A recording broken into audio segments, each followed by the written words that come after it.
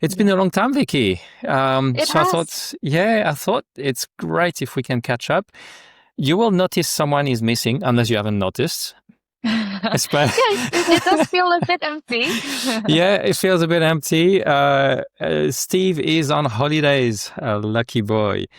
Yeah. We'll jump in, just the two of us. Nonetheless, I think it's going to be a great episode because this episode is all about a project that just pretty much just came out of nowhere. We knew it would happen at some time. So it was teased maybe 2 years ago, it was floating in the air. But just all of a sudden, I say, guys, we're ready. We're launching in October, and this is Unity.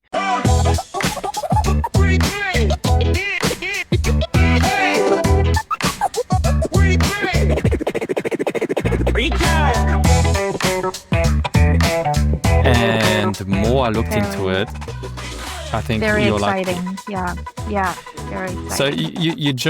you just come back from a breakfast with the team. I think the Minutes Network team. Yeah. So the Minutes Network team, two of their CMOs are in town.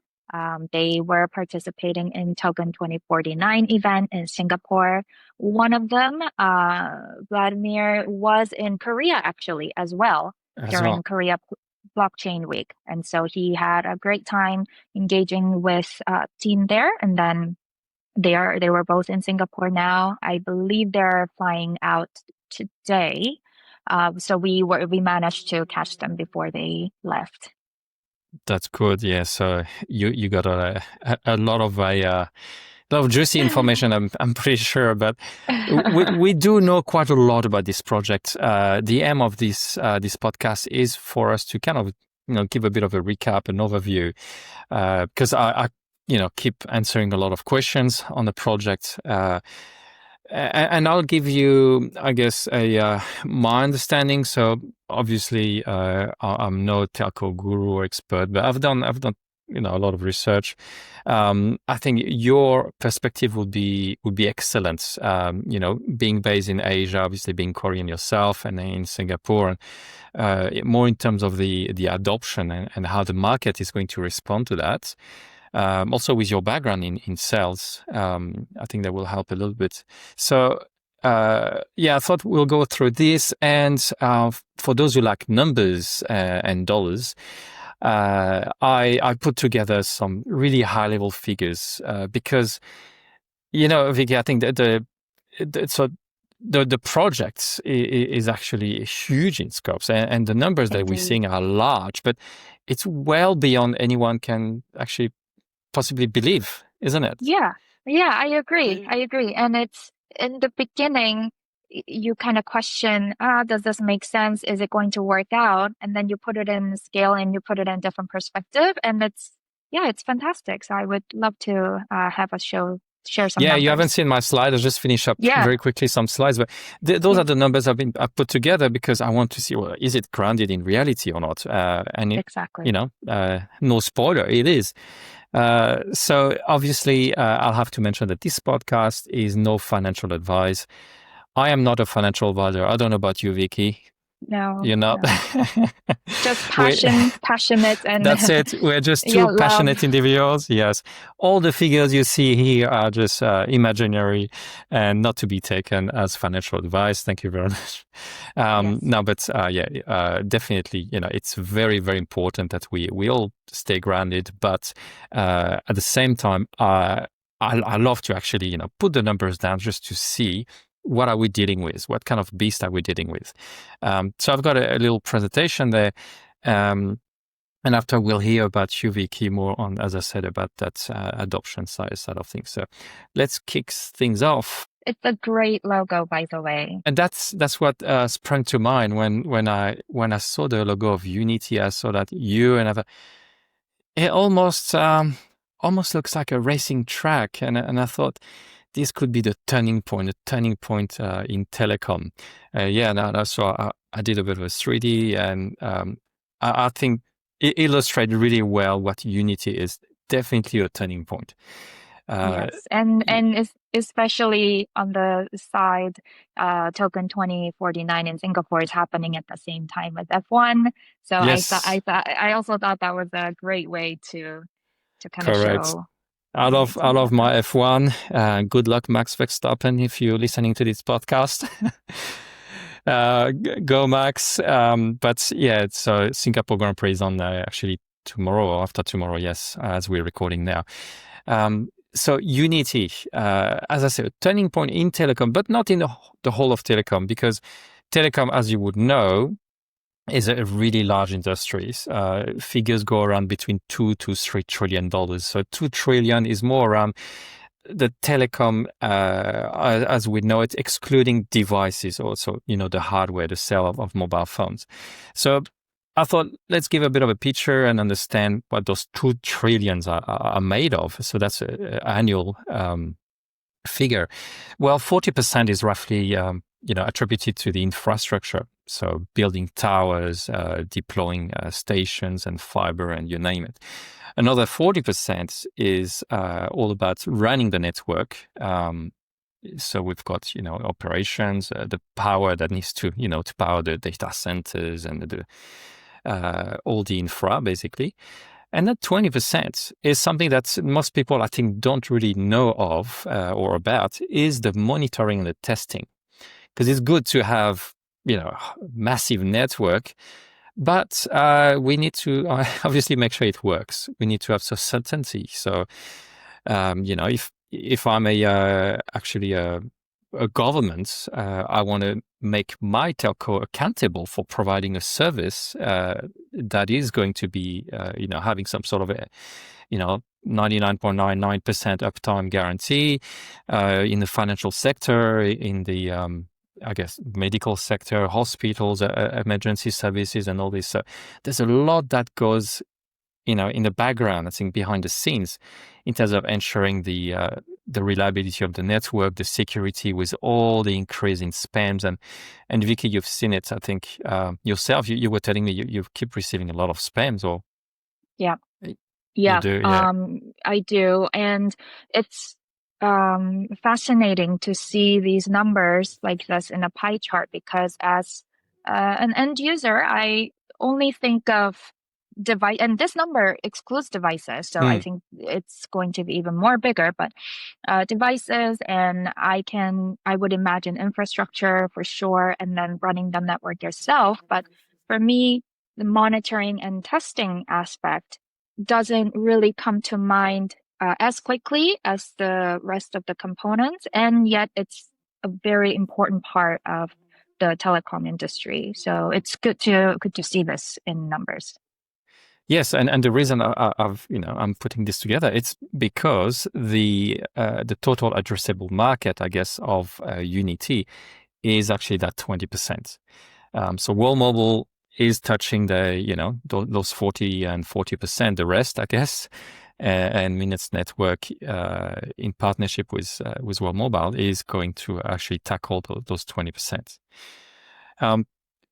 The way it works. So basically, currently, in the current state, we do have those activities that occur. Providing testing, ensuring that a user doesn't receive 50, spam SMS every single hour, and all these kind of things. But all of it is, I've put it down as fragmented, operator-centric, and opaque.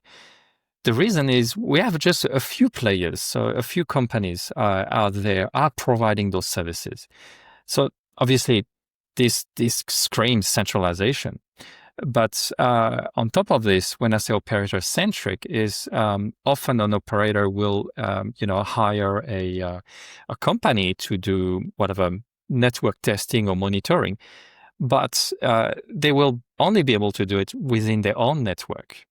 Because if Mm, that operator, is not allowed to jump across to a competitor's infrastructure, obviously you cannot test that route. But us as an end user, we have to go through hoops. We go from one network to the other. So if I was to call you Vicky, I'll go through obviously a hoop, and I'll go through whatever. I don't know if you're on you're not on SK Telecom, but you'll have a different operator than mine in Australia. And Okay. the end users, need to understand the reliability and everything that's happening on the network from end to end. But those entities are actually not, I think they can do it, but very, very limited. So they end up doing a lot of fragmented network testing. And when I say opaque, is purely because obviously, the centralization aspect of it. Those entities, those companies that perform the tests, provide the results to the company that asked them to do those tests. But what goes behind the scene? The logging, for example, could be messed with. You could accidentally delete some record that show but whatever, but bad latency or whatever it is. So in terms of trust, us in the blockchain environment, we talk a lot about the trust element of having a blockchain, and that's what helped us build those products that can go all across the world, because the trust is rooted, is embedded in it. Does that make Yeah. sense, Vicky? Yeah. Yeah. And until the, I came across Unity and understanding what the problem statement is, I didn't know. I didn't put much thought into, when I call someone, even in the same Mm. country, what process it takes necessarily. I would just be using the network, and that was it. So yeah, this has definitely given me another perspective on how things are being operated. And as you can see, revenue. So that's the other big piece, is what Yeah. happens when you got a few entities only. The revenue is concentrated onto those entities. So uh, I'll go down to the figures, but it's a lot of revenue, a Mm. lot of revenue. So it's in the billions, literally hundreds of billions. And it makes sense because, if, I don't know, the European Commission was to set standards on the European countries in preventing fraud, for example, all these SMS, the spams and all this, those very, very hefty and big fines are being imposed by regulators. They are also in the millions, or if not maybe in the billions, as a preventative measure. You'd rather spend, 1/10 of it. So let's say, 10 million or 100 million just to prevent a $1 billion fine. So this is all happening.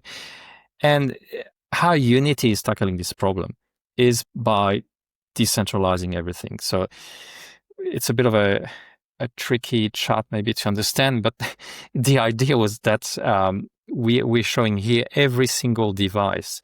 So instead of those centralized entity, we now provide every single device that's part of this Unity network the ability to perform those tests, to perform those filtering and all the actions that those centralized entity would do.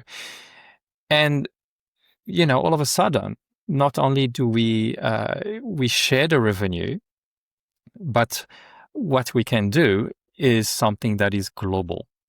So it's unified, global, transparent, and people-powered. And why is it global? Because all of a sudden, thanks to Minut's network and World Mobile for having all the interconnects and the partnerships, we can now have two devices go edge to edge, so as an edge network, go from one end right to the other, across country and cross carrier. And I think this is a massive value add compared to what's currently happening. So you'll see the devices. I've linked them all to that outer black ring, and that is the World Mobile Chain. That represents the World Mobile Chain because everything is logged. So if a fault is found or the result of whatever ping latency test or anything like this, all of it is being logged on the World Mobile Chain. And this is the transparency I'm talking about here, where all of a sudden you're going to have an audit trail, I guess, and that will definitely help out regulators because if like in Australia, we've had a very, very bad incident where 4 people died because of there was a network upgrade, and the triple O, which is our 911 or emergency number, did not work.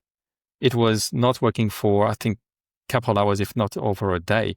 It was reported for not working, but no one actioned it. And so if they had monitoring that constantly, 2 phones and Unity constantly just pinging, make sure that triple O number is up and running, for example, I would imagine this would be the perfect scenario to show the regulator and say, look, we're not at fault. We've got all the infrastructure that's there, 24/7 testing, ensuring we're uptime. And I can prove to you, because it was on chain, I can prove that the number was working.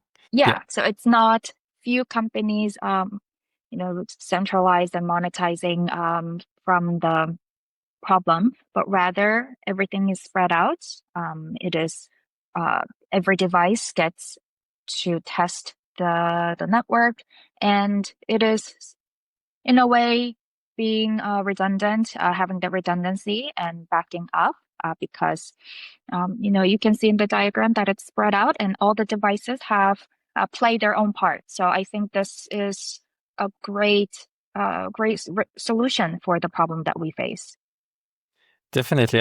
It's almost the ultimate solution, kind of thing. Mhm. But this was not a possibility before we had blockchain, or even Yeah. before we had phones that are capable of running those kind of processes, because there will be a myriad of different tests. Mhm.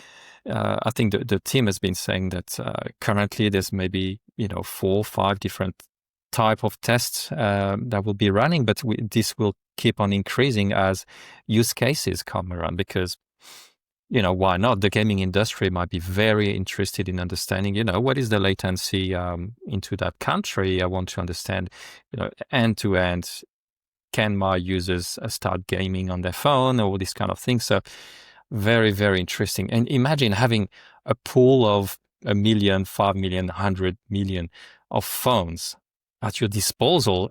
What a tool, what a tool Mhm. that is, to be able to tell a vendor and say, look, use this API, you'll have access to 100 million phone. You can decide, the type of test you want to do, when, how long for, and all this kind of stuff. And here we go. We got a distributed set of millions of phones around the world that can do this for you. And the beauty is that not only the phones are located in different locations, but they're phones of different nature. So Android, iOS, but every Mhm. single version of Android, every single version of iOS. The hardware is so vast, so different. I don't know how many different phones there are, but we will have the best representation of this. And when I was looking at this, something I did not know, but Amazon and also the big players are Amazon, Google, and I think it was Facebook. I'm pretty sure is actually using a phone farm that Amazon is building up, just to allow them to test in real environments the application. So Facebook will put, I don't know, every week they'll push a new update on the application. But Mhm. how do you know whether the new application doesn't crash 50% of the phones? Or so Amazon has an actual phone farm. It's a set of physical phones, but they themselves manage. So they got 100,000 phones in their own data center, different types of phones, different OSs, and they're renting these devices to anyone who wants to do actual testing on, because you can test on your virtualizers, but on hardware, to make sure that it doesn't crash, it doesn't make the CPU go uh, Mhm. spin too high, and just overheat the phones, whatever it is.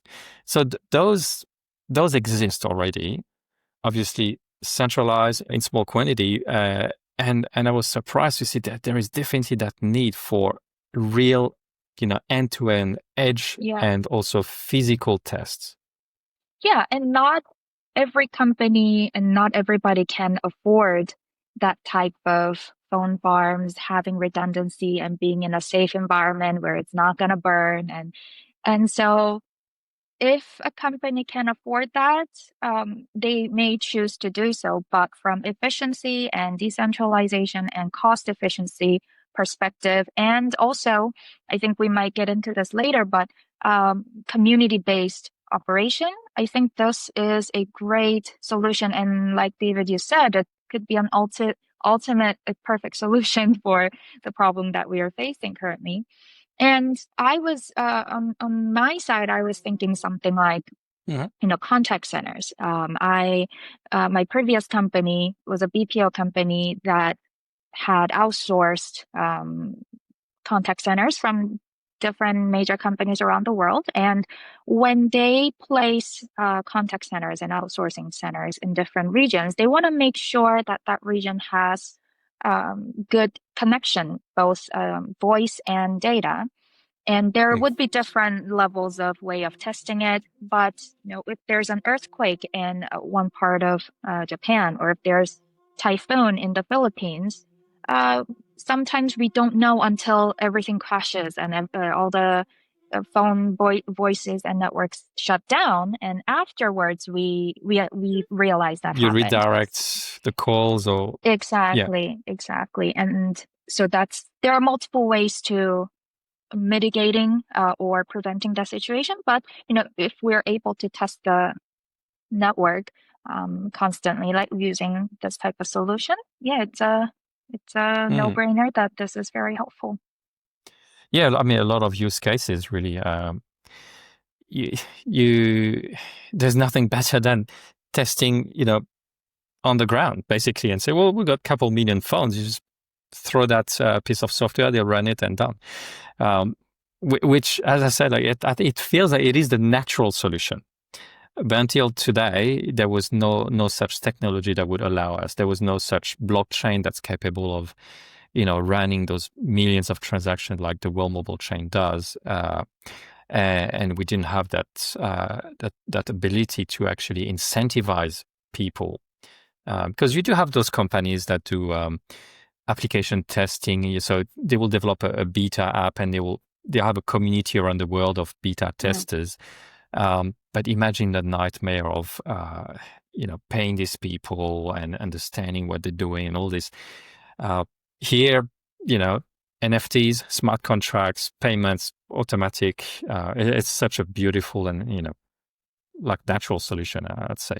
Yeah. So essentially, it feels like you're putting your device to good use. You make it run some in the background. You make it run some tests, whatever it is.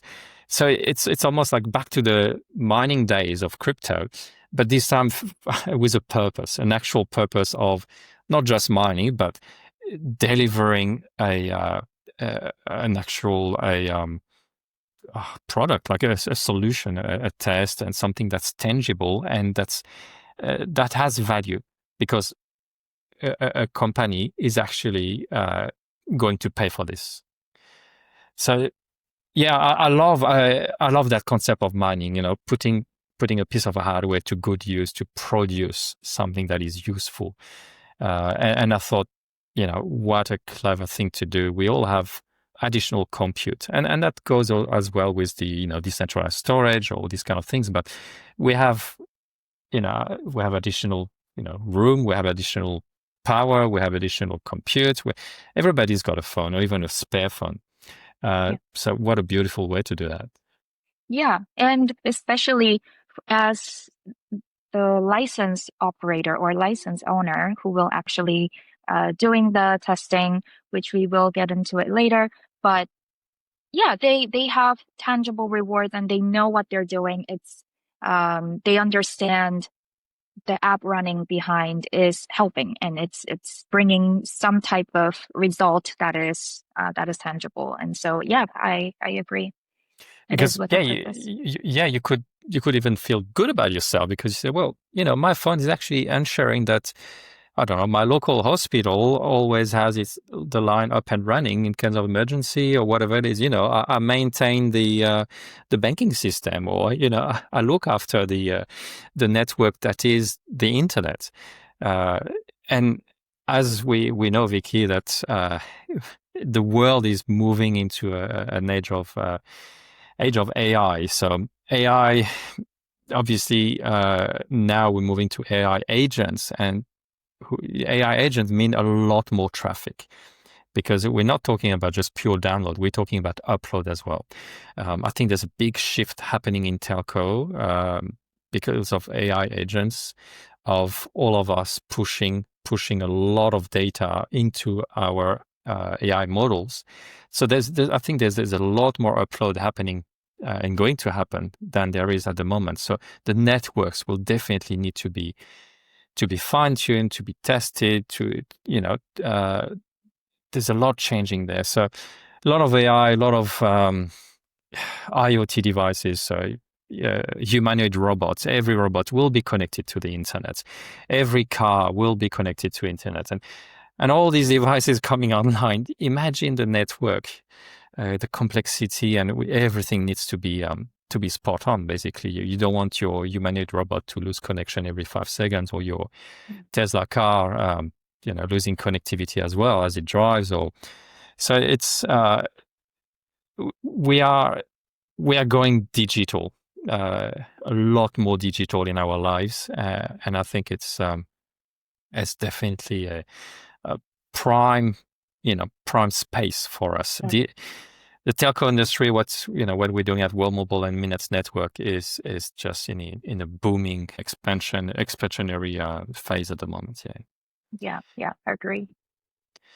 So around the architecture, so I was thinking, why did they create Unity nodes? And I thought, well, this is obviously a natural need, for when you're going to have 1 million licenses, or 5 million, or 10 million. And I see those Unity nodes more of like an overwatch. So, we need to obviously ensure that there is accountability on running the software in the background of your phone, because we want them to run.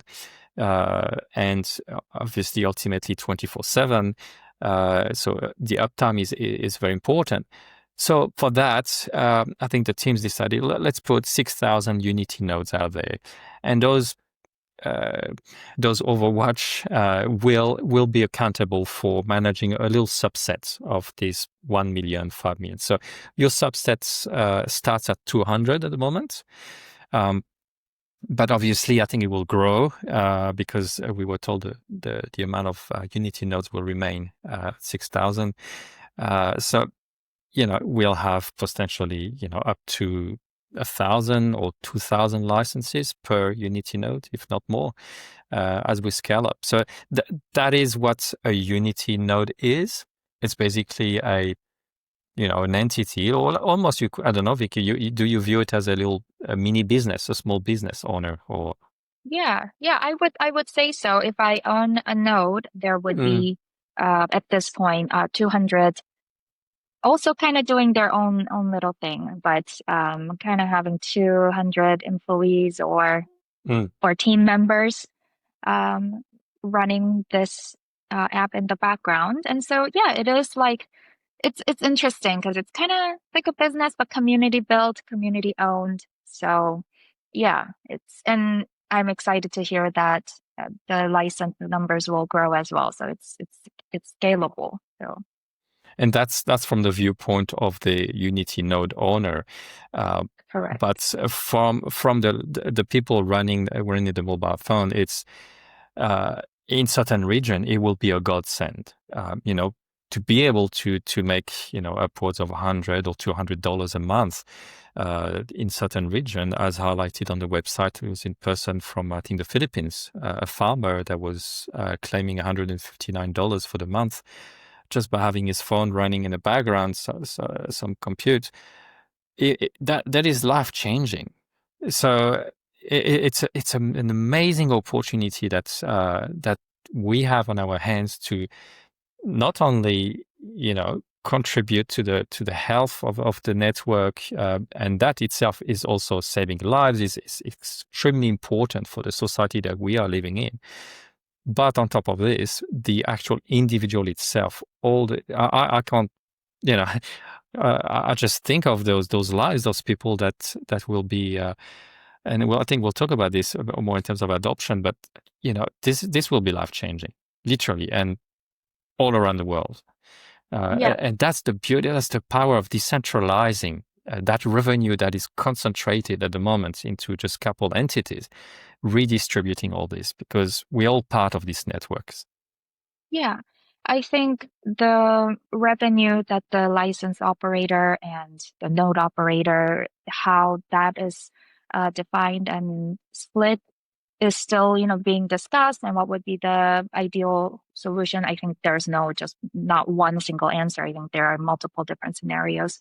But yeah, even the lowest form of reward for license owners, there would be a lot of people who would benefit from it, from, in poor regions where they could use multiple methods of income, to those students in universities who could use some extra money for their um, savings, or to use every day. I think the possibility and the benefit from it is endless.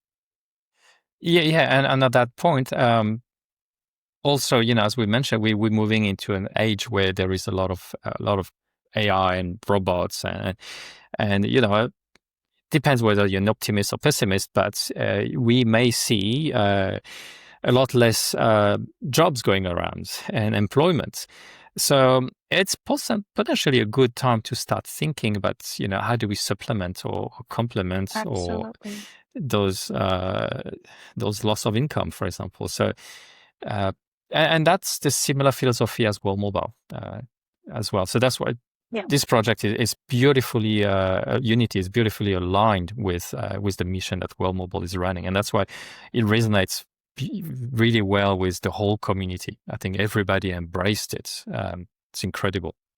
It's incredible. But so now let's talk a little bit numbers, because I mentioned. So you remember there's 2 trillion industry. Now, the 20% that is the addressable market for Unity would translate to around $400 billion a year. So, and I think Mickey did mention it's around 3 to 400 billion. That is a lot of money. It is. It is. I'm trying to grasp the Mm. idea of, how much does that mean? Like, what kind of $400 billion is that? I need to always convert to Korean one to get a Oh, then better you end up picture. in trillions. Ah, yeah, it's a huge amount of money. Yeah. Yeah, it's obviously well beyond what we can comprehend. But so that's why I start from the total addressable 400 billion a year.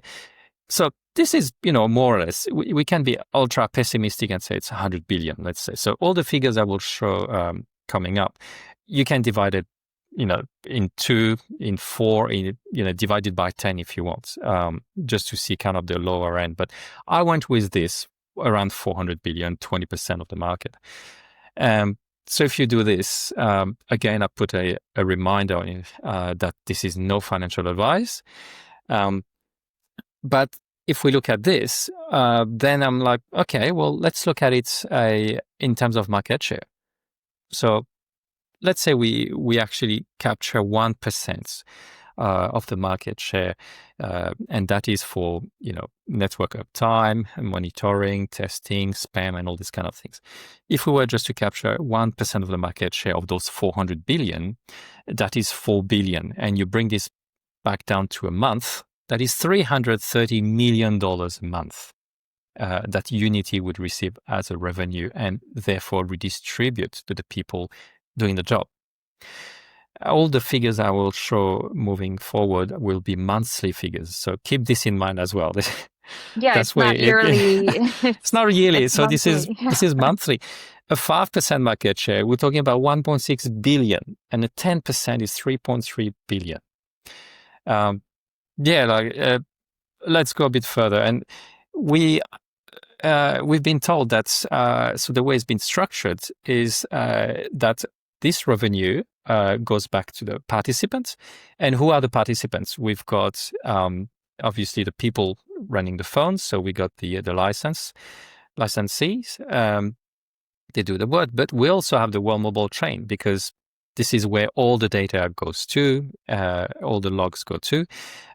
So we need to reward the Earth node operators that do all this data gathering and put it on chain.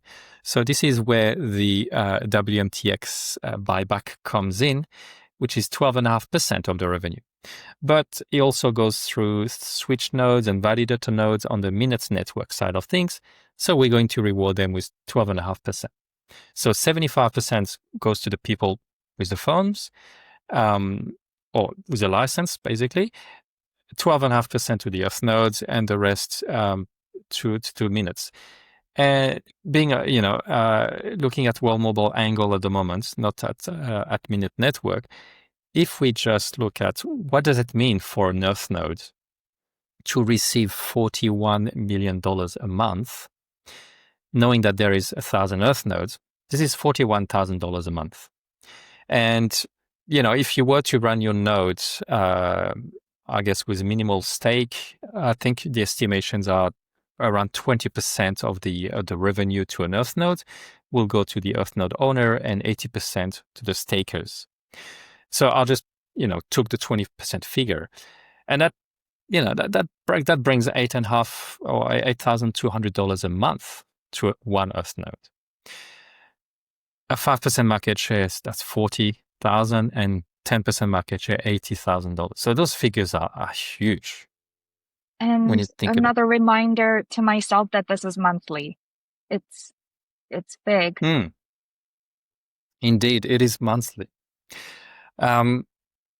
Again, please, no financial advice, but you may want to divide these figures by 10, even divided by 10.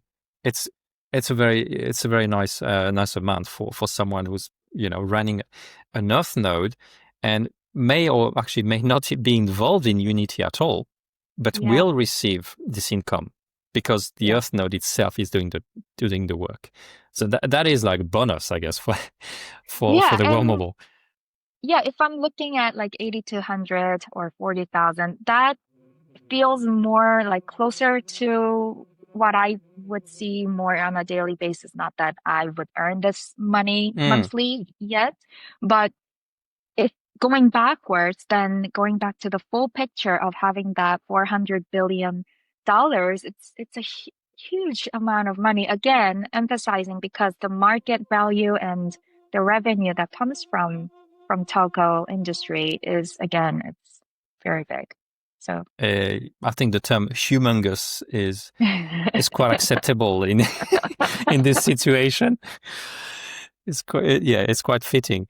So this is looking just at what the nodes are going to receive, and this table here is looking at the license. So the people who will either run the phone or what I've done here is the same exercise. So I thought 75% of that 330 million is going to be redistributed. If we were to redistribute this amount, 248 million, to 1.2 million licenses, that are assuming that everyone, so all 6,000 nodes have 200 licenses, yes, and they all perform, and the income is here as in the form of 1% of market share of that total addressable market. We're looking at $200 a month, which somehow, lines up with what we're being told. On the website, there's a calculator that says it's around $96 a month. The video shows that person in the Philippines is $159.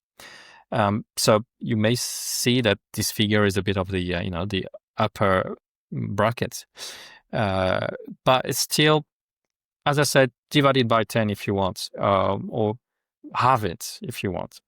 This is all I want to say is I did the math and I'm looking at it and I said, it's actually not, it lines up. It's not a figure plugged out of thin air.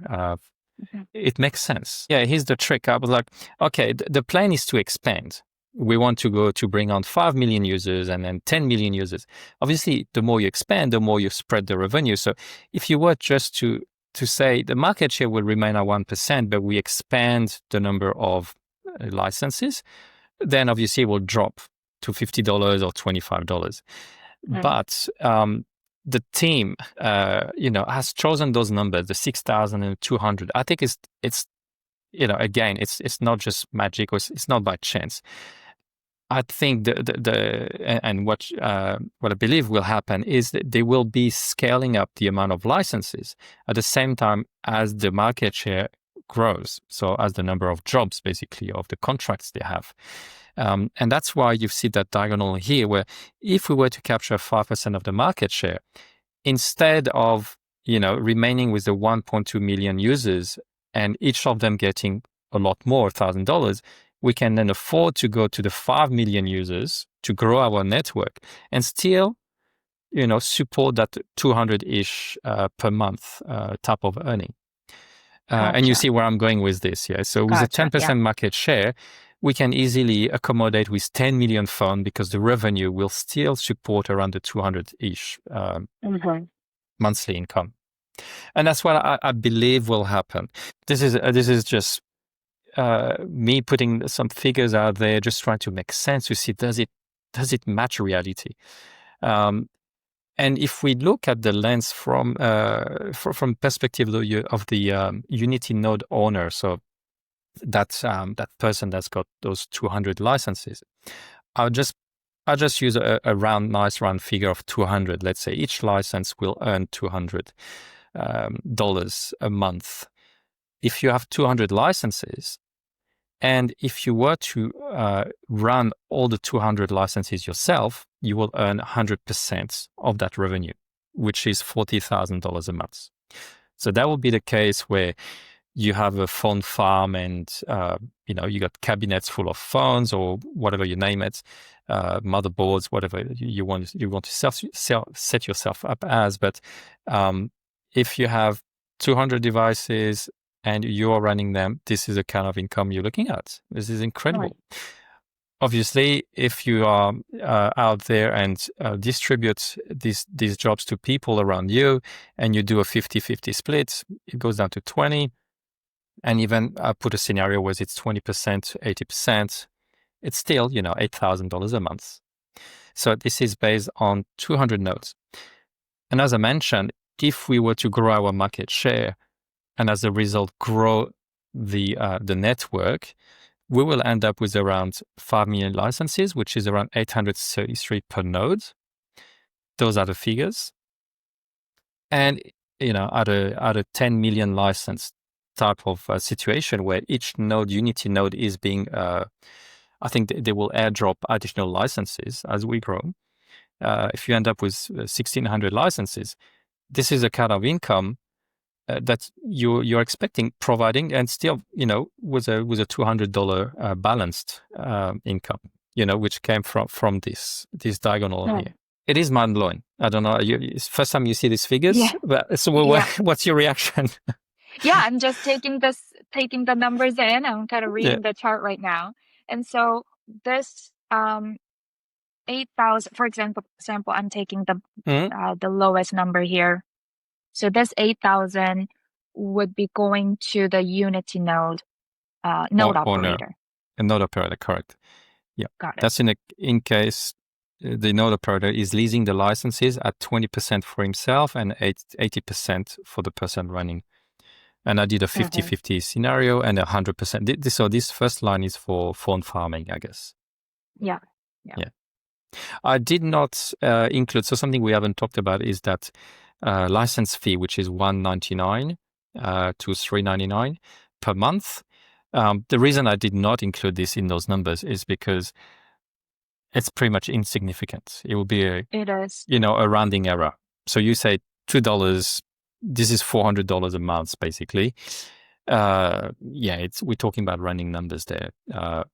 Even if the Unity node owner was to absorb those fees, but there is a scenario where you actually let the operators, the people running the phones, to actually absorbing those fees. So but I think the number of the license fee is quite small, so not very significant.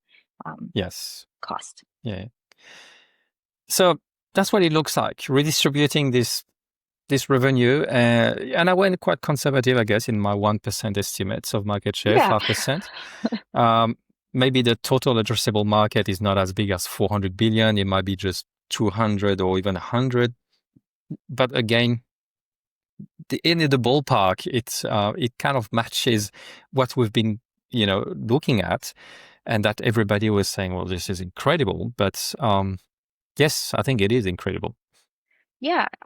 Because the scenario and the model makes sense, people, including myself, are trying to be conservative and trying to be more realistic. But at the same time, because the numbers make sense and they are still incredible, it does bring a lot of optimism Yeah, and confidence. into, yeah, By being conservative, you might be right at the very least.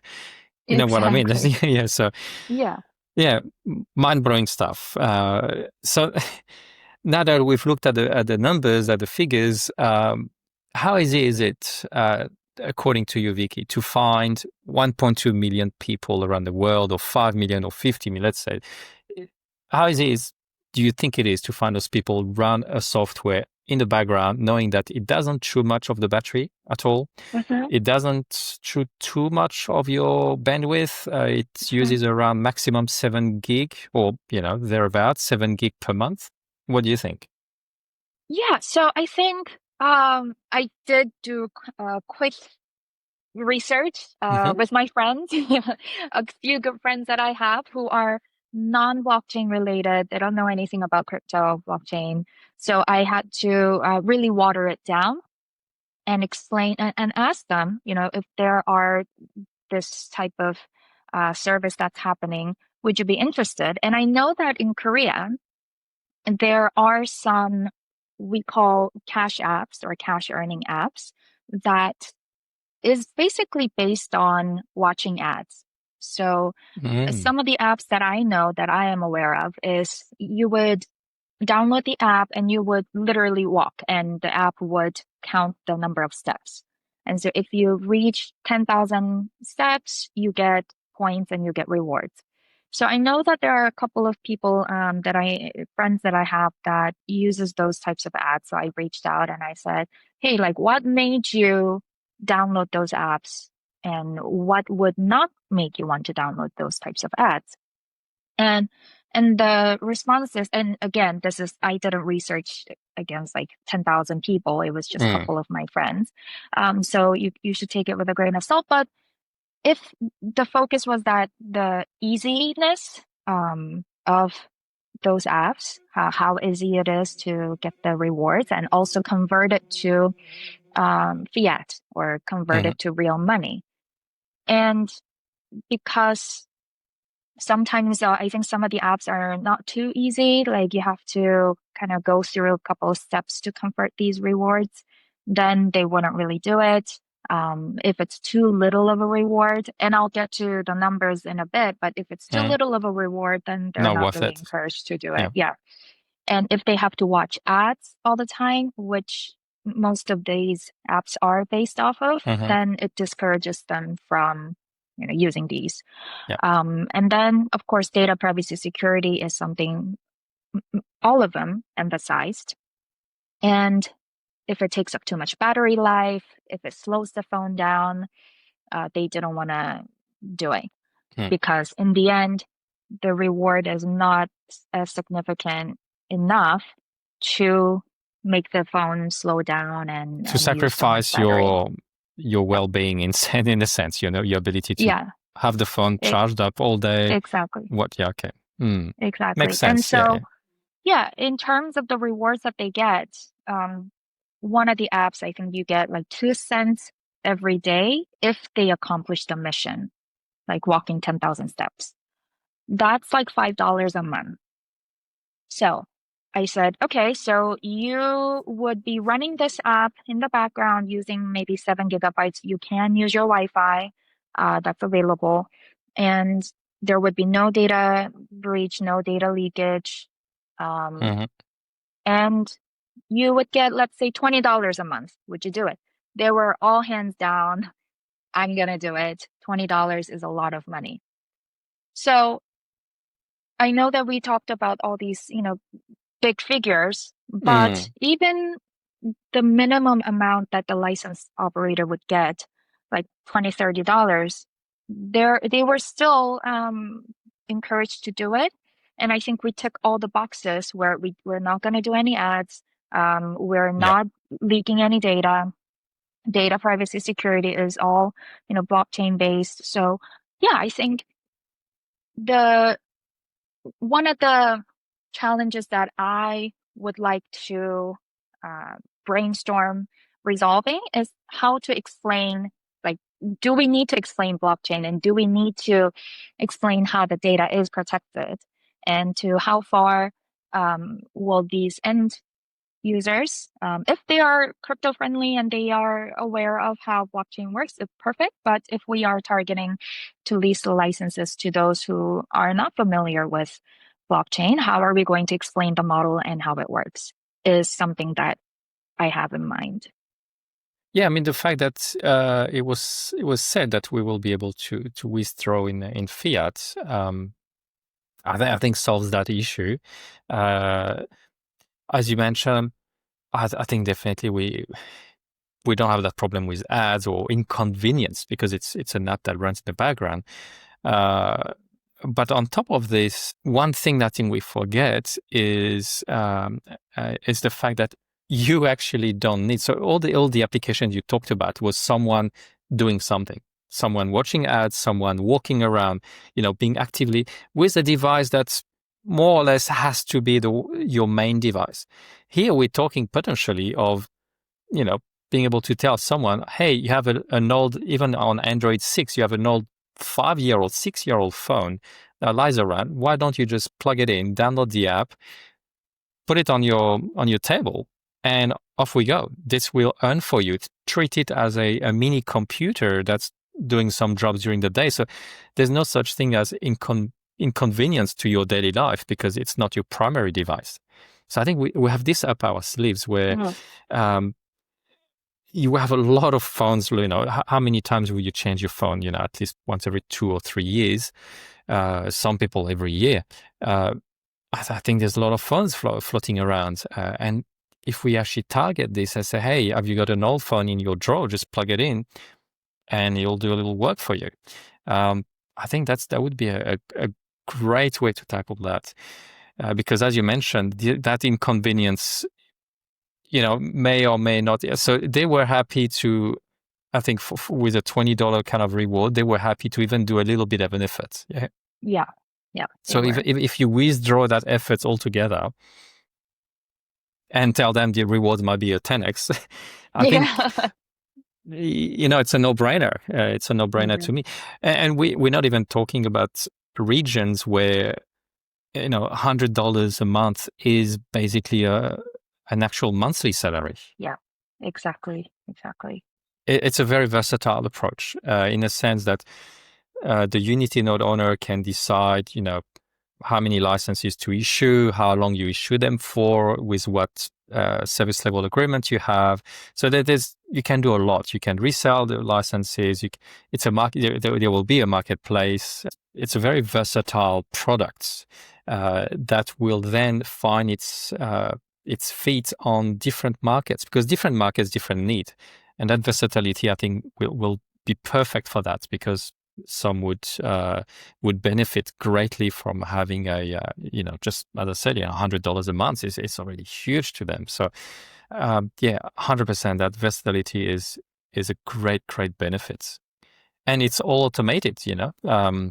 Smart contracts, NFTs. Uh, Yeah, what a brilliant product! indeed. I think brilliant product is something Emmanuel would have said as a summary to this conversation. Is there anything else, Vicky, you wanted to bring to the table? Um, yeah, I think it's a great project. It's a great service, great product, and um, for me personally, I haven't used those free cash earning apps, but Mhm. I know my friends have, And if I were exposed to something like this, I would definitely do it, because for me, the concerns were what I mentioned earlier, and this obviously does not have any of those. So I, as an end user, would definitely be interested. Everybody I spoke to were interested, but again, like you said, they're living in Seoul with, they Mm. don't need $20 to survive. But Yeah. on the other side, there are people who need $20, $30 to, to help their family Mhm. throughout the month. So I think this can be a very good solution. And I think it's a good solution for everybody to benefit. It's beautiful. It lines up with the mission of World Mobile. So this is it. You now know everything, or not everything. There's a lot more to it, but you have Mhm. a good understanding of Project Unity. If you wanted to acquire a node yourself, all you have to do is just jump onto unitynodes.io. I've put 2 referral codes here. Please feel free to use them as you purchase the node. A club team for you, Vicky, and H&H for me here. Thank you, Vicky, for your contribution on this podcast again, once more. It's always a pleasure to Thank have you. you. And Steve, I'm not sure if we missed you really, so I'm kidding. Of I can't course. wait to see you back in the country, Steve, and we'll jump on the next podcast. Let's see what it will be about, but I'm sure there's so many things happening right now at World Mobile that we'll definitely have something to talk about. Yeah, Thank you, sounds Vicky. good. Thank Take you. Thank care. you, David, for having me. Pleasure. Thanks. Take care. Take care.